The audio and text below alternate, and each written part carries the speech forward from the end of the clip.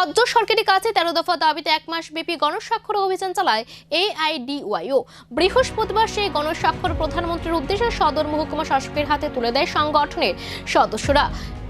AIDYO এর উদ্যোগে গত এক মাস ধরে সারা দেশ জুড়ে 13 দফা দাবিকে সামনে রেখে গণস্বাক্ষর অভিযান সংগঠিত করা হয়।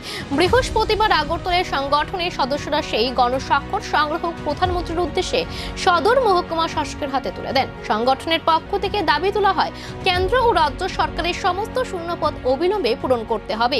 পাশাপাশি মদ ও মাদককে নিষিদ্ধ ঘোষণা করার দাবিও জানানো হয়। এছাড়াও কর্মসংস্থানের ব্যবস্থা না হওয়া পর্যন্ত উপযুক্ত বেকার ভাতা প্রদান এবং নিয়োগ সংক্রান্ত প্রশ্নপত্র প্রণয়ন ও পরীক্ষা পরিচালনার সম্পূর্ণ দায়িত্ব সংশ্লিষ্ট দপ্তরের উপর ন্যস্ত করার দাবিও তুলে ধরা হয়।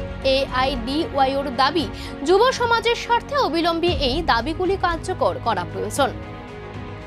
আমরা সারা দেশব্যাপী গত এক মাস ধরে বিভিন্ন রাজ্যে বেকারদের কর্মসংস্থানের দাবি, কেন্দ্রীয় এবং রাজ্য সরকারের সমস্ত শূন্যপদ পূরণ, পাশাপাশি বিভিন্ন পরীক্ষা প্রশ্নপত্র যে ফাঁস হয়ে যাচ্ছে, নিয়োগ প্রক্রিয়া, এটা সম্পূর্ণরূপে যাতে ব্যবস্থা নেওয়া সরকারকে, এবং কোনো রকমের ফি বেকারদের কাছ থেকে পরীক্ষা বাবদ কোনো রকমের ফি নিতে পারবে না, এবং যতদিন পর্যন্ত সঠিক কর্মসংস্থানের ব্যবস্থা না করতে পারবে বেকারদের, ততদিন পর্যন্ত উপযুক্ত বেকার ভাতা প্রদান সহ 13 দফা দাবিতে আমরা সারা দেশব্যাপী স্বাক্ষর সংগ্রহ অভিযান করছি।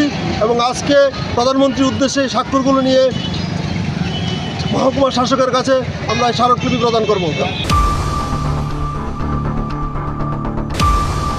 साइमानो चिनिति प्रासा